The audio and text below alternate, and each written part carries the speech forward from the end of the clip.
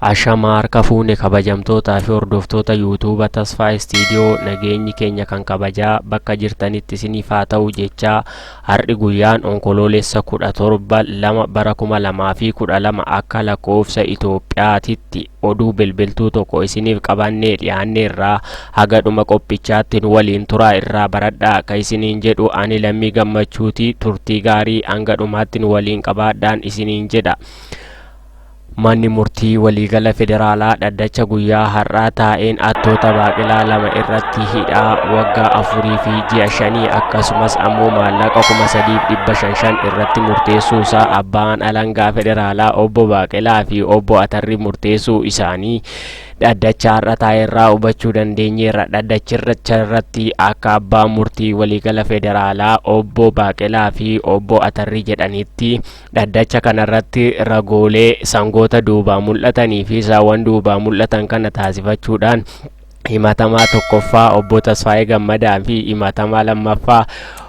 obbo Gammachiis Margaa irratti Hanna Baaqelaa asheetaa wal qabsiisee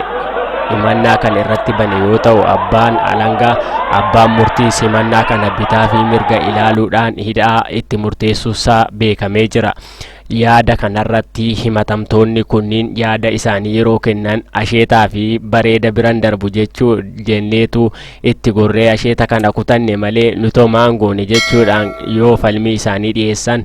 manni murtiis falmicha bitaa fi mirga ilaaluudhaan himannaa abbaan alangaa qindeessee qopheeffate irra dhaabbatee hidhaa waggaa 4 fi ji'a 9 itti murteessuusaa beekamee jira. Bifuma kanaan himatamtoonni kun oliyyannoo yeroo dhiyeeffatanitti manni murtii harkaa kuffisuudhaan hidhaa kana kan itti murteessu yoo ta'u, ilkaan isaanii 32niif ilkaan tokkoof yoo xiqqaate hidhaa baatii 6 fi qarshii 9,900 itti murteessuu quba qabaachisuudhaan keessumaa yakkoon akka kanaa irra deddeebi'anii waan raawwatamaniif yakkoota kana namoonni raawwataa jiranii fi raawwachiisaa jiranis irraa qusachuu akka qaban abbaan murtii waliigalaa federaalichaa dhaamanii jiru. Bifuma kanaan Baaqelaan hedduun kan caccabee dhumaa ture yeroo hammaa kanatti murtiin kun murtii madaalawaadha. Kanaafuu bifa kanaan gara fuula duraattis itti fufuu qaba jechuudhaan gammachuu qabuu fi qeeqa qabu ibsateera. Horaa bulaa deebanaa yeroo biraatti walitti deebina.